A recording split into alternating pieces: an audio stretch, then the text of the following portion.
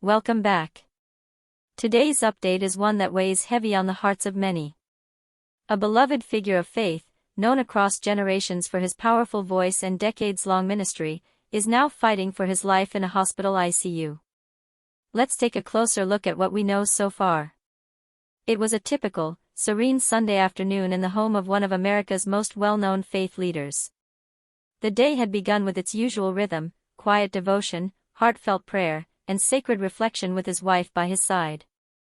Now in his 90th year, the longtime evangelist, known to millions for his fiery sermons and soul-stirring gospel music, had spent the morning in his study.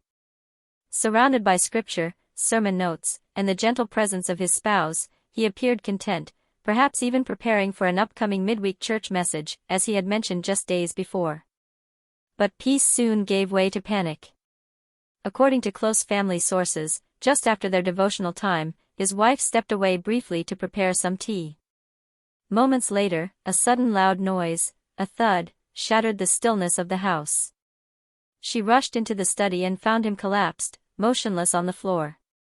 His glasses were beside him. His Bible lay open, a bookmark resting in the book of Psalms. At first, she feared he had fainted.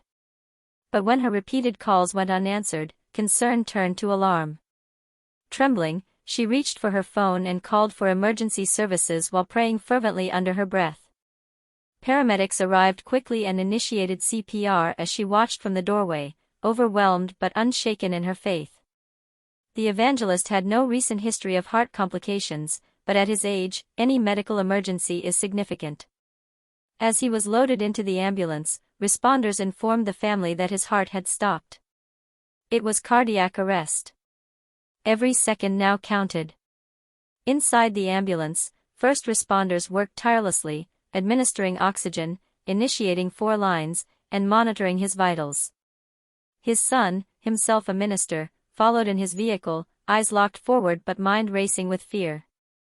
"Not like this," he reportedly murmured. "God, please, not like this."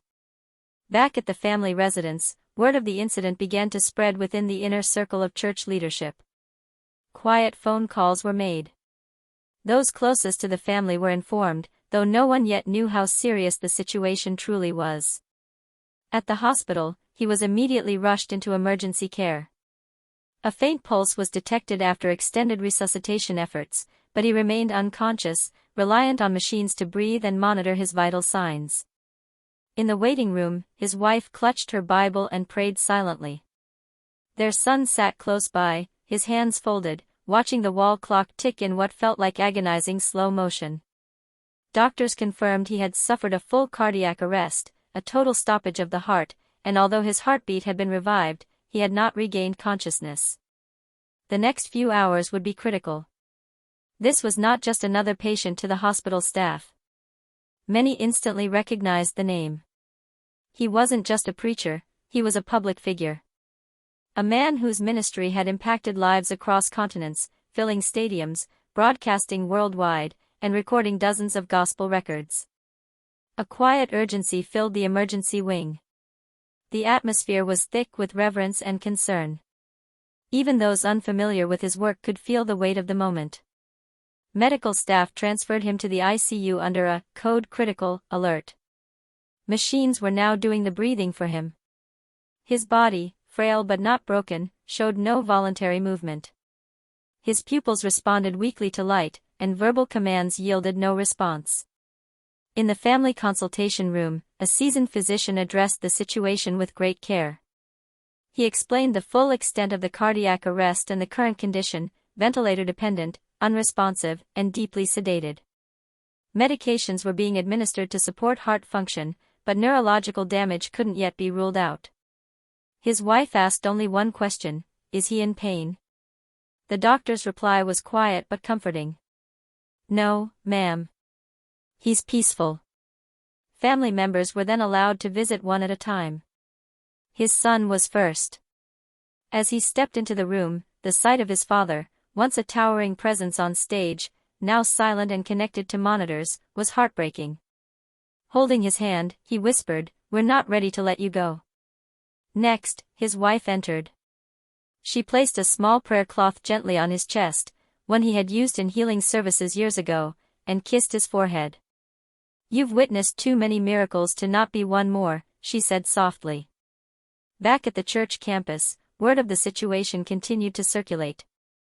A private message was sent to staff and leadership. The founder had been hospitalized following a medical emergency, and prayers were urgently requested. That night, the sanctuary lights remained on. Members of the music team gathered quietly, too emotional to sing, too faithful to leave. Soft hymns echoed in the dim space as people held hands and bowed their heads, repeating one hopeful plea, "God, not yet." By sunrise, whispers had reached social media. Close friends of staff began posting cryptic messages. Photos from better days were shared, and speculation began to build. Outside the hospital, a few reporters gathered, waiting to confirm what they had heard.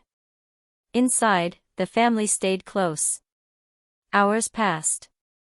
Prayers continued. And eventually, the son made a decision. He stepped outside to speak publicly. There were no prepared remarks. Just emotion and honesty. "My father is in critical condition after a sudden cardiac arrest," he said. "He's stable for now, but unconscious. We've been told it will take a miracle." He paused, visibly shaken, then continued. "To many of you, he wasn't just a preacher, he was your spiritual guide. He was the voice you heard through the radio when you felt lost. He was the one who led you to faith." Choking up slightly, he added, "We believe in healing. We believe in second chances. And we believe that if he still has breath in his lungs, then his mission isn't over." Reporters remained silent. No questions. No pushing. Just respectful silence for a man whose journey, for now, lies in the hands of something greater. As updates continue to unfold, we'll keep you informed with any new developments. In the meantime, our thoughts remain with the family and the many who have been touched by his ministry over the years. Thank you for watching. Stay safe, stay informed, and as always, keep the faith.